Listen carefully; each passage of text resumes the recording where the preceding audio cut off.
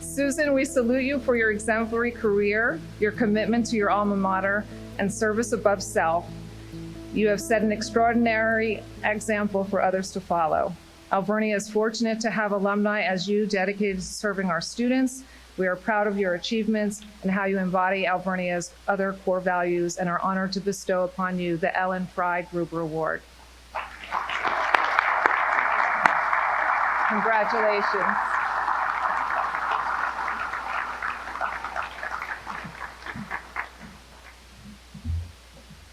Off script just a little, it is a romance, but it's clean and wholesome where the sisters are out there. Okay. So good evening, President Loyak, Alvernia administration, staff, alums, and guests. And thank you, Dr. Mateo, for that. I don't know who that person is you just introduced.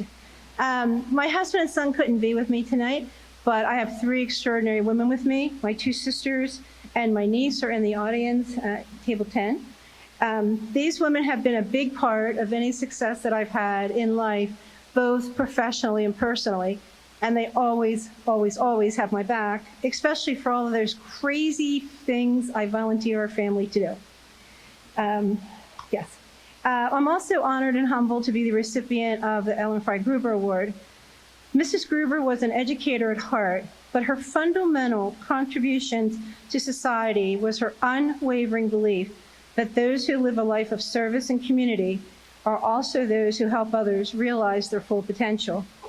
I can't say that I'm in the same category as Mrs. Gruber, but I feel honored to be on this list with the other women that were recognized tonight. And just as a side note, I was saying hello to Mrs. Holloran right before dinner. She said Mrs. Gruber was her 6th grade teacher and principal. So we'll have to get the scoop after this.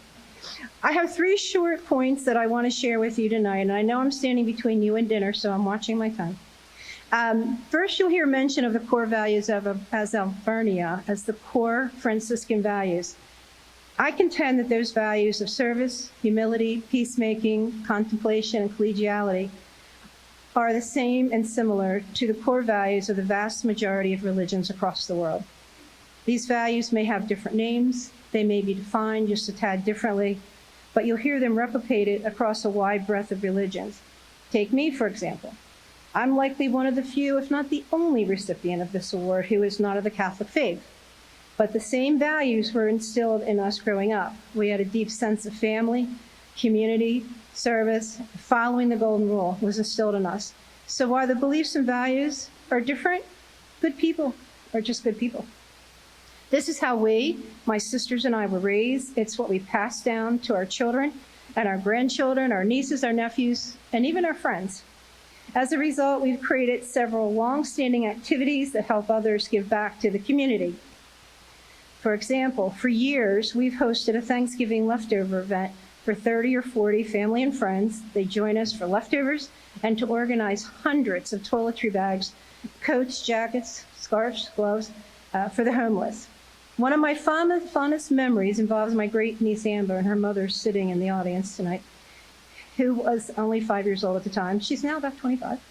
Her little friend joined us for the event. Her friend said, "I thought we were coming to your aunt's house for dinner. What is all that stuff piled up in the other room?" Amber's response was priceless. "This is what we do every year, the day after Thanksgiving.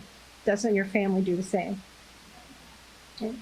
So instilling service in our children at a young age sets their life for life. Secondly, your path in life is for you to define. I grew up in a humble household in Delaware. We didn't have everything that some of our friends had, but we knew we were loved, and the constant message from our parents was that life was what we made of it. So don't look for handouts along the way. Use your God-given talents and skills and go after what you want. I was attending a junior college, but had my sights set on getting my bachelor's degree. I was a good student, but I was looking for a way to take that 4 years down to 3. The dean of our college told me about a new program that offered an accelerated timeline. However, it had a catch. The program ran for 3-week cycles. You attended class for 40 hours a week, but in seats in a classroom for 40 hours. Try to do that today with students. And then you had 2 weeks to do your research and to finish a full research paper and turn it in at the end of the third week. The schedule was grueling, but I knew it was up to me and me alone to realize my dreams of getting my bachelor's degree. And in 1976, half of you weren't born, in that first graduating class of Alvernia Institute for Law and Justice, I was the only woman to make it through. It was a great decision to attend Alvernia College, and my degree and my experiences here have served me well over the years. So let me get to that third point, giving back. I often hear people, especially alums, say they don't have time to give back to their alma mater or their community. I often ask people to look into their hearts and find that hour. But they always say, what can you do in an hour? What can you gain in an hour?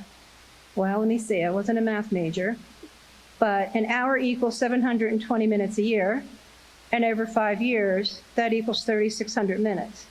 In 3,600 minutes, you can change the lives of so many.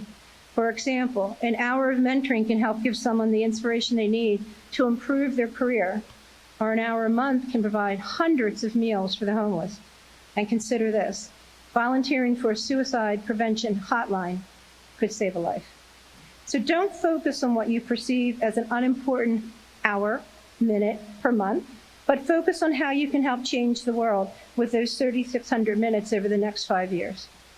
So in closing, I want to say a special thank you to 3 other women, Megan Kerber, Danielle Marino, and Michelle Conway, for their friendship over the last couple of years, and especially for the remarkable progress they've made with the Alvernia Women's Council. We are now a force to be reckoned with here.